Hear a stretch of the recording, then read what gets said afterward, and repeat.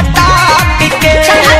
कहते जइबे छटाक के तोरा पंडित जी ली है पटाक के।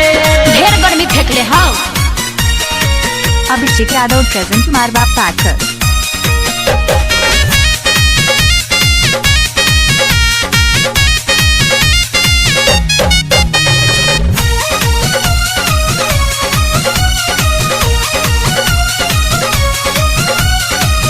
बोला ना को बोली बोली बोलल छोड़ा दे अपना लभर जी से कह के पीटबा दे बुझल के पीटबा दे। असली मरद से जहिया भेंट होई जाई जाहोने ओह दिन बुझाई जइबू ओही पटांगा। तोहरा ऐसन के तानन के फेकनी फटक के तोहरा ऐसन के तानन के आ फेकनी फटक के।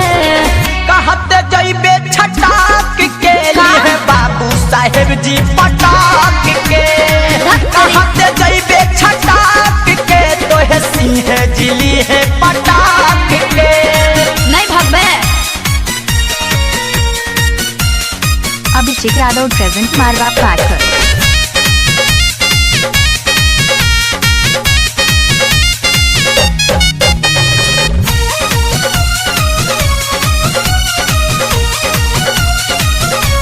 सुनो बुझी हो ना हमारा के हई रस भरी फेरा में जय बता लागी हो थकरी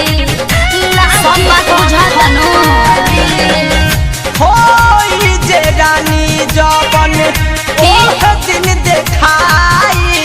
चल जा बचलू बंगाल से हमा जइबू तू जोता।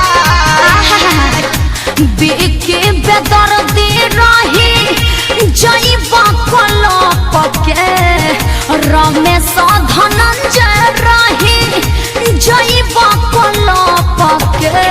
कहते जइबे छटाक के तोरा जादो चिली है पटाक के। कहते जइबे छटाक के तोरा पंडित जी ली है पटाक के। ऐसे जे चलबू बबुनिया ठके सबके नजरिया पर हेलू बैठ के।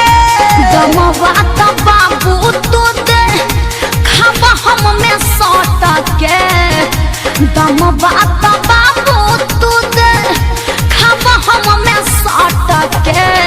कहते जइबे छटाक के तोरा जादो चिली है पटाक के।